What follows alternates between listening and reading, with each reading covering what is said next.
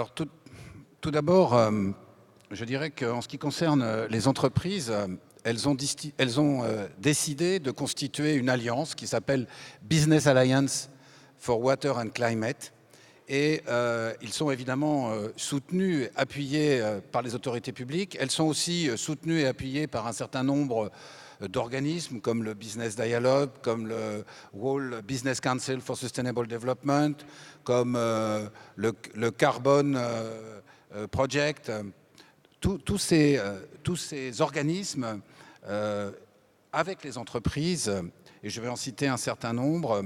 essayent de faire prendre conscience à leurs adhérents et in fine, j'allais dire, à l'ensemble des habitants de la planète, que le changement climatique et l'eau sont totalement liés. Et ces entreprises, des entreprises comme Engie, comme Suez, comme Unilever,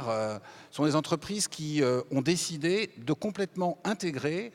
dans leur fabrication la problématique de l'eau. Ce qui est très important, et c'est ce qu'on essaye progressivement de mettre en place, c'est de faire comprendre qu'il faut à la fois, je dirais, comprendre quel impact une production a sur le milieu, sur les ressources en eau, sur l'eau qu'on utilise, l'eau qui est autour de soi. Ensuite, il faut que les entreprises essayent de définir quel est réellement ce qu'on appelle le water footprint, c'est-à-dire leur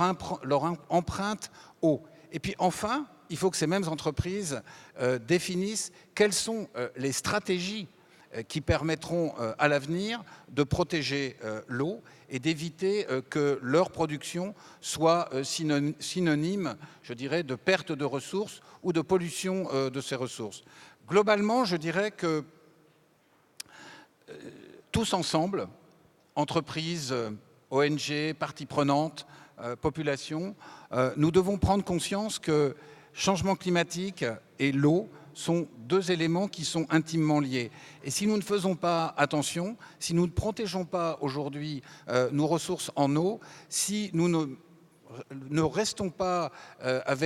si nous ne croyons pas que l'eau est un bien commun, eh bien, nous ne ferons pas le travail qu'il convient de faire pour protéger la planète et surtout pour maintenir des quantités d'eau nécessaires et disponibles pour nos enfants, c'est-à-dire pour les générations qui viennent.